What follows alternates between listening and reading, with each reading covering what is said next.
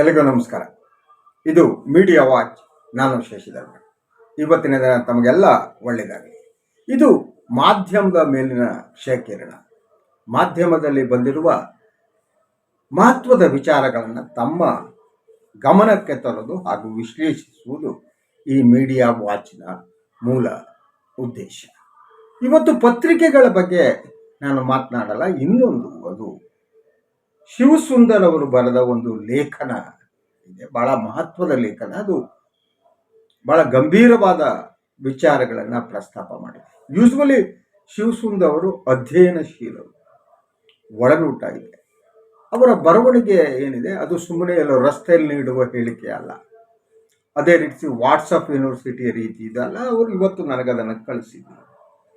So ಅದು ಟಿಪ್ಪು ಸುಲ್ತಾನ್ ಬಗ್ಗೆ ಅವರು ಪ್ರತಾಪ ಸಿಂಹ ಸಂಸತ್ ಸದಸ್ಯರಿಗೆ ಬರೆದ ಬಹಿರಂಗ ಪತ್ರ. ಹೇಗೆ ಅಮೆರಿಕಾದ ಸ್ವಾತಂತ್ರ್ಯ ಹೋರಾಟಕ್ಕೆ ಟಿಪ್ಪು ಸುಲ್ತಾನ್ ಸ್ಫೂರ್ತಿಯಾಗಿದ್ದರು, ದಾಖಲೆಗಳಲ್ಲಿ ಇರುವಂತಹದ್ದು. ಆ ದಾಖಲೆಗಳನ್ನು ಇಟ್ಟು ಅವರು ಈ ಲೇಖನವನ್ನು ಬರೆದಿದ್ದಾರೆ. ಅಮೆರಿಕಾದ ಆರ್ಕಿವ್ಸ್ಗಳಲ್ಲಿ ಇರುವ ಅಂಶಗಳನ್ನು ಅವರು ಪ್ರಸ್ತಾಪಿಸಿದ್ದಾರೆ ಮತ್ತು ನಿಜವಾದ ಟಿಪ್ಪು ಸುಲ್ತಾನ್ ಮತ್ತು ಹೈದರ್ ಅಲಿ ಯಾರು, ಹೇಗಿದ್ರು ಅನ್ನೋದನ್ನು ಕೂಡ ಈ ಅದ್ಭುತವಾದ ಲೇಖನದಲ್ಲಿ ಅವರು ಪ್ರಸ್ತಾಪ ಮಾಡಿದ್ದಾರೆ. ಇದು ಎಲ್ಲರೂ ಓದಬೇಕಾದಂಥ ಕೆಲಸ. ಯಾಕಂದರೆ ಇತಿಹಾಸವನ್ನು ತಿರುಚುವುದು ಏನಿದೆ ಅದು ಈ ಭಾರತದಲ್ಲಿ ಇವತ್ತು ಸಾಮಾನ್ಯ ಆಗಿದೆ. ಇತಿಹಾಸವನ್ನು ತಿರುಚಿ ತಮಗೆ ಬೇಕಾದಾಗೆ ಪ್ರಸ್ತುತ ಪಡಿಸ್ತಾ ರಾಜಕೀಯ ಲಾಭವನ್ನು ಪಡೆಯುವಂಥದ್ದು. ನಾನು ಈ ಲೇಖನದಲ್ಲಿರುವ ಅಂಶಗಳನ್ನು ಪ್ರಸ್ತಾಪಿಸ್ತೇನೆ. ಅವರು ಹೇಳ್ತಾರೆ, ಮೊದಲು ಪ್ರತಾಪ್ ಸಿಂಹ ಅವರಿಗೆ ಕೆಲವು ಮಾತುಗಳೆಲ್ಲ ಇವೆ. ಅದಕ್ಕಿಂತ ಮುಖ್ಯವಾಗಿ ನಾನು ಈ ಲೇಖನದ ಪ್ರಮುಖವಾದ ಅಂಶಗಳತ್ತ ಬರ್ತೀನಿ. ಬ್ರಿಟಿಷ್ ವಸಾಹತುಶಾಹಿ ಸಮಾನ ಶತ್ರು. 15ನೇ ಶತಮಾನದಲ್ಲಿ ಕೊಲಂಬಸ್ಸನು ಅಮೆರಿಕಕ್ಕೆ ಸಮುದ್ರ ಮಾರ್ಗವನ್ನು ಕಂಡುಹಿಡಿದ ನಂತರ ಮೂಲ ಯುರೋಪ್ನಿಂದ ಲಕ್ಷಾಂತರ ಸಂಖ್ಯೆಯಲ್ಲಿ ಯುರೋಪಿಯನ್ನರು ಅಮೆರಿಕಕ್ಕೆ ವಲಸೆ ಹೋಗಿ ನೆಲೆಸಿದರು. 16-17ನೇ ಶತಮಾನದುದ್ದಕ್ಕೂ ಬ್ರಿಟಿಷ್, ಫ್ರೆಂಚ್, ಸ್ಪ್ಯಾನಿಷ್ ಹಾಗೂ ಪೋರ್ಚುಗೀಸ್ ವಸಾಹತುಶಾಹಿಗಳು ಅಮೆರಿಕಾದ ಮೂಲ ನಿವಾಸಿಗಳನ್ನು ಕೊಂದು ಬಗ್ಗು ಬಡಿದು ಅಮೆರಿಕ ಖಂಡದ ವಿವಿಧ ಭಾಗಗಳನ್ನು ತಮ್ಮ ವಸಾಹತುಗಳನ್ನಾಗಿ ಮಾಡಿಕೊಂಡರು. ಅದೇ ಸಮಯದಲ್ಲಿ ಇಡೀ ಜಗತ್ತಿನ ಏಕಾಧಿಪತ್ಯಕ್ಕಾಗಿ ಫ್ರೆಂಚ್ ಮತ್ತು ಬ್ರಿಟಿಷರ ನಡುವೆ ಯುರೋಪ್ನಲ್ಲಿ ನಡೆಯುತ್ತಿದ್ದ ಸಂಘರ್ಷ ಆಫ್ರಿಕಾ, ಏಷ್ಯಾ ಹಾಗೂ ಅಮೆರಿಕ ವಸಾಹತುಗಳಲ್ಲೂ ಮುಂದುವರಿಕೆ ಆಗ್ತಾ ಇದ್ವು. ಭಾರತದ ಮೇಲಿನ ಆಧಿಪತ್ಯಕ್ಕಾಗಿ ಕಾದಾಡುತ್ತಿದ್ದಂತೆ ಅಮೆರಿಕದ ಮೇಲಿನ ತಮ್ಮ ಆಧಿಪತ್ಯಕ್ಕಾಗಿಯೂ ಫ್ರೆಂಚ್ ಮತ್ತು ಬ್ರಿಟಿಷರು ಕಾದಾಡ್ತಾ ಇದ್ದರು. ಅದೇ ಸಂದರ್ಭದಲ್ಲಿ ಬ್ರಿಟಿಷ್ ಸಾಮ್ರಾಜ್ಯವಾದಿ ಸರ್ಕಾರಕ್ಕೂ ಮತ್ತು ಅದರಡಿ ಸೀಮಿತ ಸ್ಥಳೀಯಾಧಿಕಾರವನ್ನು ಹೊಂದಿದ್ದ ಅಮೆರಿಕದ ಯುರೋಪಿಯನ್ ಮೂಲದ ನೆಲಸಿಗ ವರ್ತಕ ಹಾಗೂ ಇತರ ಜನವರ್ಗಗಳಿಗೂ ದೊಡ್ಡ ವ್ಯಾವಹಾರಿಕ ವೈರುಧ್ಯ ಏರ್ಪಡ್ತಾ ಇತ್ತು. ತಮ್ಮ ಆಳ್ವಿಕೆಯಲ್ಲಿರುವ ಅಮೆರಿಕನ್ ವಸಾಹತುಗಳ ಬಗ್ಗೆ ಬ್ರಿಟಿಷ್ ಸರ್ಕಾರ ಜಾರಿ ಮಾಡುತ್ತಿದ್ದ ಕಾನೂನುಗಳೆಲ್ಲವೂ ಕೂಡ ನೆಲಸಿಗ ಅಮೆರಿಕನ್ನರಿಗಿಂತ ಬ್ರಿಟನ್ನಿನ ಹಿತಾಸಕ್ತಿಗಳಿಗೆ ಮಾತ್ರ ಅನುಕೂಲವಾಗಿರ್ತಾ ಇದ್ವು ಮತ್ತು ನಿಚ್ಚಳವಾಗಿ ತಾರತಮ್ಯದಿಂದ ಕೂಡಿರ್ತಾ ಇದ್ವು. ಜೊತೆಗೆ ಬ್ರಿಟನ್ ಸರ್ಕಾರ ಅಮೆರಿಕದ ವಲಸಿಗರನ್ನ 2ನೇ ದರ್ಜೆ ಪ್ರಜೆಗಳಂತೆ ಪರಿಗಣಿಸ್ತಾ ಇತ್ತು. ಅವರಿಗೆ ಅಮೆರಿಕದ ಇತಿಹಾಸವನ್ನು, ಫ್ರೆಂಚ್ ಮತ್ತು ಅಮೆರಿಕನ್ನರ ಯುದ್ಧವನ್ನು, ಪ್ರತಿಯೊಂದನ್ನು ಕೂಡ ಅವರು ಬಹಳ ಅದ್ಭುತವಾಗಿ ಈ ಲೇಖನದಲ್ಲಿ ಪ್ರಸ್ತಾಪ ಮಾಡಿದ್ದಾರೆ. ಸೊ ಅಮೆರಿಕದ ವ್ಯಾಪಾರಿಗಳ ಹಿತಾಸಕ್ತಿಯನ್ನು ಬಲಿ ಕೊಟ್ಟು ಬ್ರಿಟನ್ನ ಟೀ ವ್ಯಾಪಾರಿಗಳಿಗೆ ಲಾಭ ಹೆಚ್ಚಿಸುವ ಉದ್ದೇಶದಿಂದ ಬ್ರಿಟನ್ 1773ರಲ್ಲಿ ಹೊಸ ಟೀ ತೆರಿಗೆ ನೀತಿಯನ್ನು ಜಾರಿ ಮಾಡುತ್ತೆ. ನಂತರ ಅದು ಅಸಮಾಧಾನ ಹೆಪ್ಪುಗಟ್ತಾ ಹೋಗುತ್ತೆ, ಆಕ್ರೋಶ ಆಗುತ್ತೆ. 1773ರಿಂದ ಡಿಸೆಂಬರ್ 16ರಿಂದ ಬ್ರಿಟನ್ನಿಂದ ಆಮದಾದ ಟೀಯನ್ನೆಲ್ಲ ಸಮುದ್ರಕ್ಕೆ ಎಸೆದ ಬೋಸ್ಟನ್ ಟೀ ಪಾರ್ಟಿ ಅಂತ ಪ್ರಖ್ಯಾತವಾಗಿರೋ ಪ್ರತಿರೋಧದ ಮೂಲಕ ಅಮೆರಿಕದ ಹೋರಾಟ ಏನಿದೆ ಅದು ಬೇರೆ ಮಜಲುಗಳನ್ನು ಪಡಿತಾ ಹೋಗುತ್ತೆ ಹೇಗೆ ಅಂತ. ಸೊ ಅದರ ಜೊತೆಗೆ ಇದಕ್ಕೆ ಪ್ರತಿಯಾಗಿ ಬ್ರಿಟಿಷ್ ವಸಾಹತುಶಾಹಿಗಳು ಮ್ಯಾಸಚೂಸೆಟ್ಸ್ನಲ್ಲಿ ಸಂಸ್ಥಾನಕ್ಕೆ ಬಿಟ್ಟುಕೊಟ್ಟಿದ್ದ ಸ್ವಯಂ ಆಡಳಿತನ ರದ್ದು ಮಾಡುತ್ತೆ. ಇದೆಲ್ಲವನ್ನು ಅವರು ವಿವರಿಸ್ತಾ ಹೋಗ್ತಾರೆ. ಇದು ಎಲ್ಲದಕ್ಕಿಂತ ನಮಗೆ ಮುಖ್ಯ ಆದದ್ದು ಹೈದರ್ ಮತ್ತು ಟಿಪ್ಪು. ಅದ್ರ ಬಗ್ಗೆ ಅಮೆರಿಕನ್ನರು ಏನು ಹೇಳ್ತಾ ಇದ್ರು, ಅವ್ರ ಬಗ್ಗೆ ಅಮೆರಿಕದ ಹೋರಾಟಗಾರರಿಗೆ ಹೈದರ್ ಟಿಪ್ಪು ಹೇಗೆ ಸ್ಫೂರ್ತಿಯಾಗಿದ್ರು ಒಂದಾದರೆ, ನಮಗೆ ಸಿಗುವ ದಾಖಲೆಗಳ ಪ್ರಕಾರ ಟಿಪ್ಪು ಹೇಗೆ ಅಮೆರಿಕಾದಲ್ಲಿ ಜನಪ್ರಿಯರಾಗಿದ್ದರು, ಹೋರಾಟಗಾರರ ನಡುವೆ ಅವರಿಗೆ ಸ್ಫೂರ್ತಿಯನ್ನ ತುಂಬುತ್ತಾ ಇದ್ರು ಅನ್ನೋದು ಬಹಳ ಮುಖ್ಯವಾದ್ದು. ಆ ಅಂಶವನ್ನು ಕೂಡ ಶಿವಸುಂದರ್ ತಮ್ಮ ಲೇಖನದಲ್ಲಿ ವಿಸ್ತೃತವಾಗಿ ಅವರು ವಿವರಿಸ್ತಾ ಹೋಗ್ತಾರೆ. ಅಮೆರಿಕನ್ ಕ್ರಾಂತಿಕಾರಿಗಳಿಗೆ ಹೈದರ್ ಮತ್ತು ಟಿಪ್ಪುವಿನ ಪರಿಚಯ ಮಾಡಿಕೊಟ್ಟಿದ್ದು ಫ್ರೆಂಚ್ ಇರುವಂತ. ಸೊ ಅಮೆರಿಕದ ಎರಡನೇ ಅಧ್ಯಕ್ಷರಾದ ಥಾಮಸ್ ಜೆಫರ್ಸನ್ ಅವರು ಅಮೆರಿಕನ್ ಸಂಗ್ರಾಮದ ಸಂದರ್ಭದಲ್ಲಿ ಫ್ರಾನ್ಸ್ನಲ್ಲಿದ್ದಾಗ ಫ್ರೆಂಚ್ ಪತ್ರಿಕೆಗಳಲ್ಲಿ ಪ್ರಕಟ ಆಗ್ತಾ ಇದ್ದ ಹೈದರ್ ಮತ್ತು ಟಿಪ್ಪುವಿನ ಸಮರ ಸಾಧನೆಗಳು ಹಾಗೂ ಆರ್ಕಾಟ್, ಕಡಲೂರು, ಮದ್ರಾಸ್ ಇನ್ನಿತರ ಕಡೆ ಬ್ರಿಟಿಷ್ ಸೈನ್ಯ ಹೈದರ್ ಮತ್ತು ಟಿಪ್ಪು ಅವರ ರಣಾಕ್ರಮಣಕ್ಕೆ ಶರಣಾಗಿ ಓಡಿ ಹೋಗ್ತಿದ್ದನ್ನ ಅಥವಾ ಹೈದರ್ ಷರತ್ತುಗಳಿಗೆ ಒಪ್ಪಿ ಅನಿವಾರ್ಯವಾಗಿ ಒಪ್ಪಂದವನ್ನು ಮಾಡಿಕೊಳ್ತಿದ್ದನ್ನ ಅವರು ಟಿಪ್ಪಣಿ ಮಾಡಿಕೊಂಡು ಅಮೆರಿಕಾದ ತಮ್ಮ ಸಂಗಾತಿಗಳಿಗೆ ಕಳಿಸ್ತಾ ಇದ್ದರು. ಯಾಕಂದರೆ ಫ್ರೆಂಚ್ ಪತ್ರಿಕೆಗಳಲ್ಲಿ ಈ ಬಗ್ಗೆ ಟಿಪ್ಪು ಮತ್ತು ಹೈದರ್ ಅವರ ಸಾಹಸ ಏನಿದೆ ಅದು ವಿಸ್ತೃತವಾಗಿ ಬರ್ತಾ ಇತ್ತು. ಸೊ ಹೈದರ್ ಅಲಿ ಬಗ್ಗೆ ಅಮೆರಿಕಾದಲ್ಲಿ ಲಾವಣಿಗಳು ಕೂಡ ಇದ್ವು ಅಂತ. ಉದಾಹರಣೆಗೆ ಅಮೆರಿಕಾದ ಸ್ವಾತಂತ್ರ್ಯ ಸಮರದ ಇತಿಹಾಸಕಾರ ಫ್ರಾಂಕ್ ಮೂರ್ ಅವರು ತಮ್ಮ dairy of the American revolution ಅಲ್ಲಿ ದಾಖಲಿಸಿರುವಂತೆ ಹೈದರ್ ಮತ್ತು ಬ್ರಿಟಿಷರ ನಡುವೆ ನಡೀತಾ ಇದ್ದ ಎರಡನೇ ಆಂಗ್ಲೋ ಮೈಸೂರು ಯುದ್ಧದಲ್ಲಿ 1780ರಿಂದ ಅದು 84ರವರೆಗೆ ನಡೆಯುತ್ತೆ. ಟಿಪ್ಪು ನೇತೃತ್ವದ ಮೈಸೂರು ಸೇನೆ ಬ್ರಿಟಿಷರಿಗೆ ನೀಡ್ತಾ ಇದ್ದ ಅನಿರೀಕ್ಷೆ ಮಾರಣಾಂತಿಕ ಪೆಟ್ಟುಗಳ ಮಾಹಿತಿಗಳು ಅಮೆರಿಕನರಿಗೆ 1781ರ ಆಗಸ್ಟ್ ಹೊತ್ತಿಗೆ ಅವರಿಗೆ ತಲುಪುತ್ತೆ. 1781 ಅಕ್ಟೋಬರ್ನಲ್ಲಿ ಲಾರ್ಡ್ ಕಾರ್ನ್ವಾಲಿಸ್ ನೇತೃತ್ವ ಬ್ರಿಟಿಷ್ ಸಾಮ್ರಾಜ್ಯದ ಸೇನೆ ಅಮೆರಿಕಾದ ಕ್ರಾಂತಿಕಾರಿ ಸೇನೆಯ ದಂಡನಾಯಕರಾಗಿದ್ದ ಜಾರ್ಜ್ ವಾಷಿಂಗ್ಟನ್ರಿಗೆ ಶರಣಾಗುತ್ತೆ. 9 ದಿನಗಳ ನಂತರ ಈ ವಿಜಯವನ್ನು ನ್ಯೂಜೆರ್ಸಿ ಪ್ರಾಂತ್ಯದ ಟೆನ್ಷನ್ನಲ್ಲಿ ಆಚರಿಸಲಾಗುತ್ತೆ. ಹಾಗೆ ಈ ವಿಜಯದಲ್ಲಿ ತಾವು ನೆನಪಿಸಿಕೊಳ್ಳುವ 13 ಜನ ಏನಿದ್ದಾರೆ ಅವರನ್ನ ನೆನಪಿಗಾಗಿ 13 ತೋಪುಗಳನ್ನು ಅವರು ಹಾರಿಸ್ತಾರೆ. ಅಮೆರಿಕದ ಜನರು ತಮ್ಮ ಈ ಸ್ವಾತಂತ್ರ್ಯ ಸಂಭ್ರಮದಲ್ಲೂ ಮರೆಯದೆ ನೆನಪಿಸಿಕೊಂಡ 13 ಜನರಲ್ಲಿ, ಇನ್ನೊಮ್ಮೆ ಕೇಳ್ಕೊಳ್ಳಿ, ಅಮೆರಿಕದ ಜನರು ತಮ್ಮ ಈ ಸ್ವಾತಂತ್ರ್ಯ ಸಂಭ್ರಮದಲ್ಲಿ ಮರೆಯದೆ ನೆನಪಿಸಿಕೊಂಡ 13 ಜನರಲ್ಲಿ ಒಬ್ಬರು ಭಾರತದ ಹೆಮ್ಮೆಯ ಹೈದರ್ ಅಲಿ. ಫ್ರಾಂಕ್ ಮೂರ್ ದಾಖಲಿಸುವಂತೆ ಅಮೆರಿಕನರು ಹೈದರ್ ಅಲಿಯನ್ನು ಹೇಗೆ ನೆನಪಿಸಿಕೊಂಡಿದ್ದಾರೆ ನೋಡಿ. The great and heroic Hyder Ali raised up by providence to avenge the numberless qualities perpetrated by the English on his unoffending countrymen and to check the insolence and reduce the power of British in the East Indies. ಅಂದರೆ ತನ್ನ ಅಮಾಯಕ ದೇಶವಾಸಿಗಳ ಮೇಲೆ ಇಂಗ್ಲಿಷರು ನಡೆಸಿದ ಅಸಂಖ್ಯಾತ ದಾರುಣ ಕ್ರೌರ್ಯಗಳ ವಿರುದ್ಧ ಸೇಡು ತೀರಿಸಿಕೊಳ್ಳಲು ಮತ್ತು ಭಾರತದಲ್ಲಿ ಬ್ರಿಟಿಷರ ದರ್ಪ ಮತ್ತು ಆಳ್ವಿಕೆಯನ್ನು ಮೊಟಕುಗೊಳಿಸುವುದಕ್ಕೆ ದೈವ ಕೃಪೆಯಿಂದ ಮೇಲೆದ್ದು ಬಂದ ಮಹಾನ್ ವೀರ ಹೈದರ್ ಅಲಿ ಅಂತ ಹೇಳಲಾಗುತ್ತೆ. ಸೊ ನೀವು ಇದರ ಆಸಕ್ತರು ಫ್ರಾಂಕ್ ಮೂರ್ ಅವರ ಪುಸ್ತಕ ಏನಿದೆ dairy of the American revolution, ಅದನ್ನು ನೋಡ್ಬೋದು. ಹಾಗೆ ವೆಬ್ ವಿಳಾಸದಲ್ಲೂ ನೋಡ್ಬೋದು. ಆ ವೆಬ್ ವಿಳಾಸವನ್ನು ಕೂಡ ಶಿವಸುಂದರ್ ತಮ್ಮ ಲೇಖನದಲ್ಲಿ ಕೊಟ್ಟಿದ್ದಾರೆ. ಅವರು ಹೇಳ್ತಾರೆ, ಅಷ್ಟು ಮಾತ್ರ ಅಲ್ಲ, ಚಿಕಾಗೋ ವಿಶ್ವವಿದ್ಯಾಲಯದ ಸಂಶೋಧಕ ಪ್ರೊಫೆಸರ್ ಬ್ಲೇಕ್ ಸ್ಮಿತ್ ಅವರು ಹೇಳುವಂತೆ ಟಿಪ್ಪು, ಹೈದರ್ ಮತ್ತು ಮೈಸೂರು ಪ್ರಾಂತ್ಯಗಳ ಹೆಸರು 18ನೇ ಶತಮಾನದ ಪ್ರಖ್ಯಾತ ಇತಿಹಾಸಕಾರ ಜಡಿದಾ ಮೋರ್ಸ್ ಅವರು 1793ರಲ್ಲಿ ಬರೆದ ದ ಅಮೆರಿಕನ್ ಯೂನಿವರ್ಸಲ್ ಜಿಯೋಗ್ರಫಿ ವನ್ನು ಒಳಗೊಂಡಂತೆ ಹಲವಾರು ಪಠ್ಯ ಪುಸ್ತಕಗಳ ಭಾಗ ಆಗಿತ್ತು ಅನ್ನೋದು.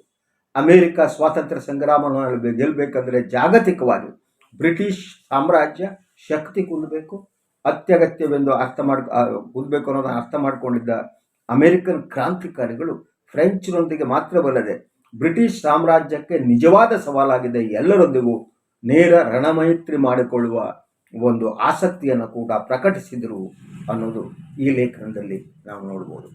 ಅದರ ಭಾಗವಾಗಿ ಫ್ರೆಂಚ್ ಮಿಲಿಟರಿ ಸಮಾಲೋಚಕ ಥಾಮಸ್ ಪಾನೆಯ ಸಲಹೆಯ ಮೇರೆಗೆ ಏಷ್ಯಾ ಖಂಡದಲ್ಲಿ ಬ್ರಿಟಿಷರಿಗೆ ದೊಡ್ಡ ಸವಾಲಾಗಿದ್ದ ಟಿಪ್ಪು ಸಮರಕ್ಕೆ ಸಹಾಯವಾಗಲು 1777ರಲ್ಲಿ ಒಂದು ಸೇನಾಪಡೆಯನ್ನು ಕಳಿಸುವ ಬಗ್ಗೆಯೂ ಕೂಡ ಅವರು ಯೋಚಿಸಿದ್ರು. ಎಲ್ಲ ಬಲಪಂಥೀಯವರು ಈ ಲೇಖನವನ್ನು ಆರ್ಕಿವ್ಸ್ನಲ್ಲಿ ಈ ಲೇಖನಗಳಿವೆ, ಎಲ್ಲ ಮಾಹಿತಿ ಕೂಡ ಸಿಗುತ್ತೆ. ಅಮೆರಿಕದ ವಿವಿಧ ಸಂಸ್ಥಾನಗಳು ಸಹ ವಿವಿಧ ರೀತಿಯಲ್ಲಿ ಮೈಸೂರು ಸಂಸ್ಥಾನದ ಬಗ್ಗೆ ಹಾಗೂ ಹೈದರ್ ಟಿಪ್ಪುಗಳ ಬಗ್ಗೆ ತಮ್ಮ ಗೌರವವನ್ನು ವ್ಯಕ್ತಪಡಿಸಿದವು. 1781ರಲ್ಲಿ ಪೆನ್ಸಿಲ್ವೇನಿಯಾ ಪ್ರಾಂತ್ಯದ ಶಾಸನ ಸಭೆ ತಮ್ಮ ಒಂದು ಯುದ್ಧ ನೌಕೆಗೆ ಹೈದರ್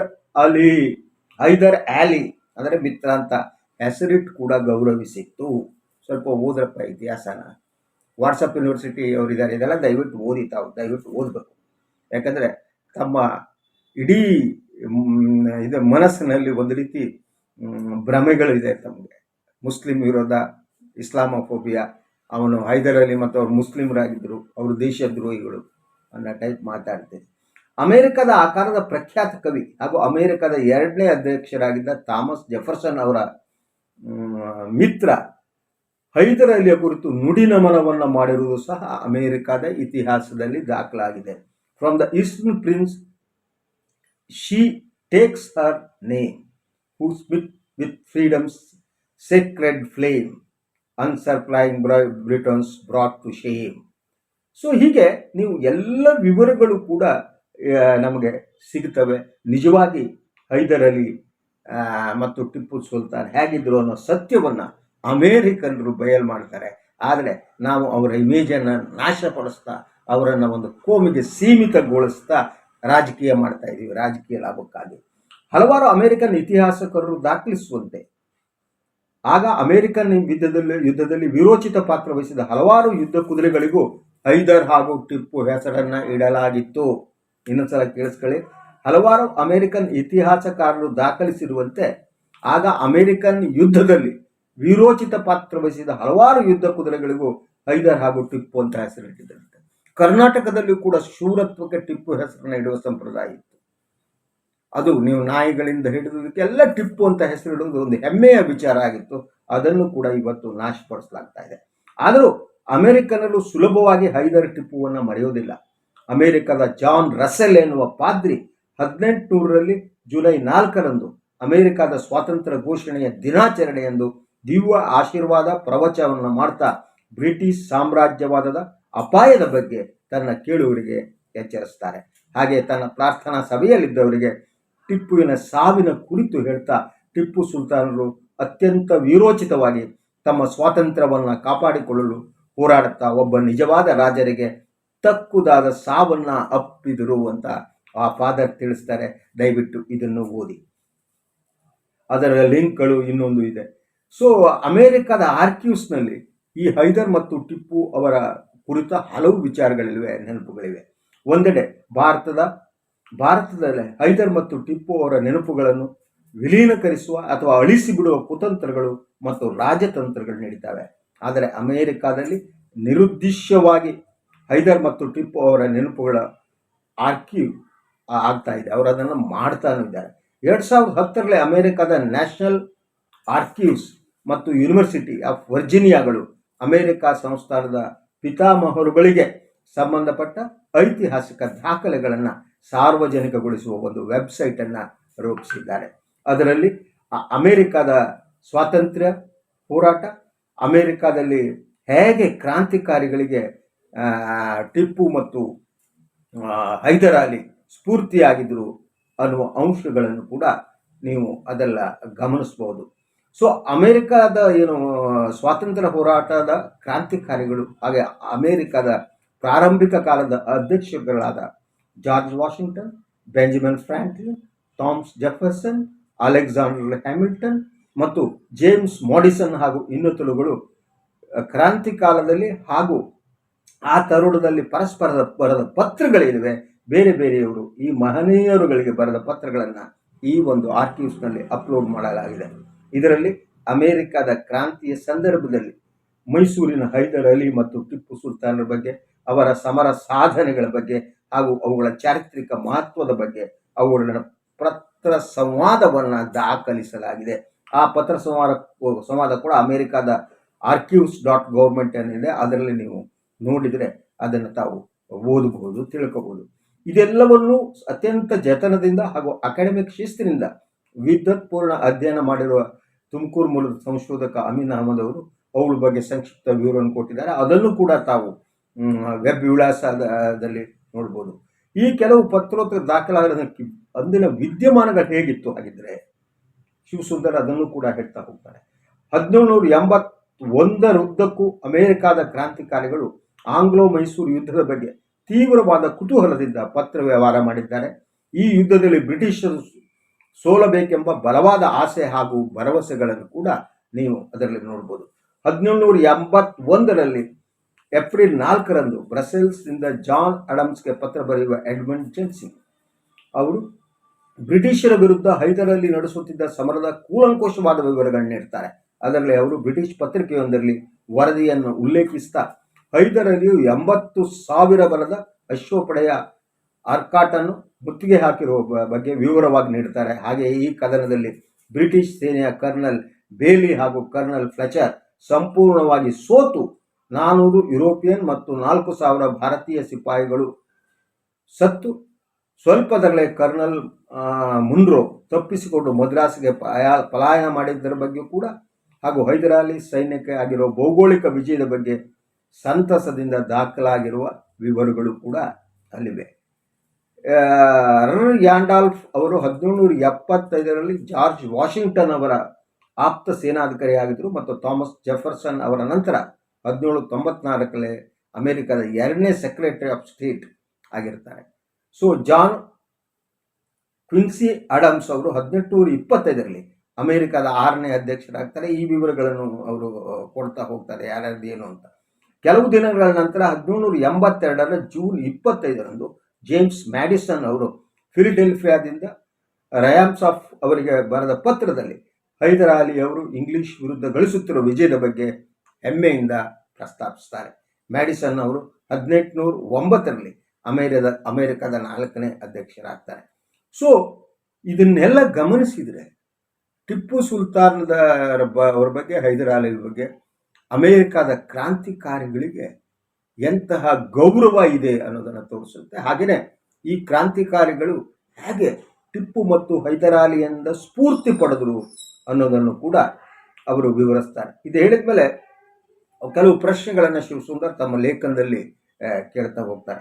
ತಮಗೂ ಹಾಗೂ ತಮ್ಮ ಪಕ್ಷಕ್ಕೆ ಟಿಪ್ಪುವಿನ ವಿರುದ್ಧ ಇರುವ ದ್ವೇಷಕ್ಕೆ ಕಾರಣ ಟಿಪ್ಪು ಹೈದರ್ಗಳು ತಮ್ಮ ಆಳ್ವಿಕೆಯ ಕಾಲದಲ್ಲಿ ಬ್ರಾಹ್ಮಣ ಶಾಹಿಗೆ ಕಡಿವಾಣ ಹಾಕಿ ದಲಿತ ಶೂದ್ರ ಮಹಿಳೆಯರಿಗೆ ಘನತೆಯ ಬದುಕನ್ನು ತಂದುಕೊಟ್ಟದ್ದು ಮತ್ತು ತಾವು ಆರಾಧಿಸುವ ಬ್ರಿಟಿಷ್ ವಸಾಹತುಶಾಹಿಗಳ ನಡು ಮುರಿದಿದ್ದು.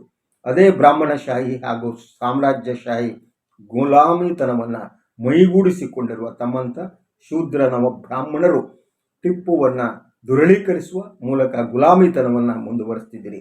ಈಗ ಜಗತ್ತಿನ ದೊಡ್ಡ ಸಾಮ್ರಾಜ್ಯಶಾಹಿಯಾಗಿ ಬದಲಾಗಿರುವ ಅಮೆರಿಕಕ್ಕೆ ಹಾಗೂ ಭಾರತದ ಬ್ರಾಹ್ಮಣಶಾಹಿಗಳಿಗೆ ಹಾಗೂ ನವ ವಸಾಹತುಶಾಹಿಗಳ ಗುಲಾಮರಿಗೆ ಅಪ್ಪಟ ಸ್ವಾತಂತ್ರ್ಯ ಯೋಧರಾಗಿದ್ದ ಹೈದರ್ ಮತ್ತು ಟಿಪ್ಪುಗಳ ನೆನಪು ಬೇಡವಾಗಿದೆ, ಆದರೆ ನಮಗೆ ಬೇಡವಾ ಅನ್ನೋ ಪ್ರಶ್ನೆಯನ್ನು ಕೇಳ್ತಾರೆ. ಸೊ ಏನು ಈ ಅಮೆರಿಕಾದ ಈ ಒಂದು ಆರ್ಕೀವ್ಸ್ನಲ್ಲಿರುವ ಈ ಎಲ್ಲ ವಿವರಗಳು ಕೂಡ ಟಿಪ್ಪು ಮತ್ತು ಹೈದರ್ ಅಲಿಯ ಬಗ್ಗೆ ನಮ್ಮ ಗೌರವವನ್ನು ಇನ್ನಷ್ಟು ಹೆಚ್ಚಿಸುತ್ತೆ. ಸೊ ಇದನ್ನು ತಾವು ನೋಡಬೇಕು, ದಾಖಲೆಗಳನ್ನು ನೋಡಬೇಕು. ಸುಮ್ಮನೆ ಬಂದ್ಬಿಟ್ಟು ಅಲ್ಲಿ ಬಂದು ಇಲ್ಲಿ ಬಂದು ಕಮೆಂಟ್ ಮಾಡಿ ಅವನೇನು ಮಾಡ್ದ, ಹಿಂದೂಗಳು ಹೊಡೆದ, ಈ ರೀತಿ ಸುಳ್ಳುಗಳೇನಿವೆ ಈ ಸುಳ್ಳುಗಳು ಪ್ರಚಾರ ಮಾಡುವುದನ್ನು ಮೊದಲು ನಿಲ್ಲಿಸಬೇಕು. ಸೊ ದಯವಿಟ್ಟು ಎಲ್ಲ ಈ ಲೇಖನವನ್ನು ಓದಿ ಅರ್ಥ ಮಾಡ್ಕೊಳ್ಳಿ. ಹಾಗೆ ನಿಜವಾದ ಸತ್ಯವನ್ನು ತಾವು ಇತಿಹಾಸದ ಸತ್ಯಗಳನ್ನು ತಿಳ್ಕೋಬೇಕಾಗಿದೆ. ಸತ್ಯ ತಿಳಿಯದೆ ಸುಳ್ಳಿನ ಸಾಮ್ರಾಜ್ಯ ಭಾಳ ಕಾಲ ಇರಲ್ಲ, ಉರುಳೋಗುತ್ತೆ. ಅದು ಒಂದು ತಾತ್ಕಾಲಿಕವಾದ ಫಲವನ್ನು ಕೊಡ್ಬೋದು, ಕೆಲವು ಕಾಲ ನಿಮ್ಮ ರಾಜಕೀಯ ಉದ್ದೇಶಗಳಿಗೆ ಅದು ಸಹಾಯ ಮಾಡಬಹುದು. ಆದರೆ ಇತಿಹಾಸದ ಸೌಧವನ್ನು ಉರುಳಿಸುವ, ನಿಮಗೆ ಬೇಕಾದ ಇತಿಹಾಸ ಕಟ್ಟುವ, ಅದನ್ನು ಮುಂದಿನ ಜನಾಂಗಕ್ಕೆ ತಲುಪಿಸುವಂತಹ ಒಂದು ಕೆಲಸ ಇವತ್ತಿನ ದಿನ ನಡೀತಿದೆ. ಅದು ನಿಜ ಇತಿಹಾಸವಲ್ಲ, ರಾಜಕೀಯ ಕಾರಣಕ್ಕಾಗಿ ಸೃಷ್ಟಿಸಲಾದ ಇತಿಹಾಸ. ಸತ್ಯವನ್ನು ಒಮ್ಮೆಲೆ ಒಪ್ಪಬೇಕಾಗಿಲ್ಲ, ಸತ್ಯ ಒಂದು ಅನ್ವೇಷಣೆ ಮಾಡ್ತಾ ಹೋಗಬೇಕು. ಇಡೀ ಇತಿಹಾಸ ಏನಿದೆ ಅಂತ ತಿಳ್ಕೋಬೇಕು. ಅಮೆರಿಕದ ಕ್ರಾಂತಿಕಾರಿಗಳಿಗೆ ಭಾರತೀಯರಿಬ್ಬರು ಸ್ಫೂರ್ತಿ ಕೊಡ್ತಾರೆ ಅನ್ನೋದೇ ಅದ್ಭುತವಾದ ವಿಚಾರ. ನಾವೆಲ್ಲ ಹೆಮ್ಮೆ ಪಡಬೇಕಾದ ವಿಚಾರ. ಆದ್ದರಿಂದ ಹೈದರಾಲಿ ಮತ್ತು ಟಿಪ್ಪು ಸುಲ್ತಾನ್ ಭಾರತೀಯರ ಹೆಮ್ಮೆ, ನಮ್ಮೆಲ್ಲರ ಹೆಮ್ಮೆ. ಎಲ್ಲರಿಗೂ ಒಳ್ಳೆಯದಾಗಲಿ ಇವತ್ತಿನ ದಿನ. ನಮಸ್ಕಾರ.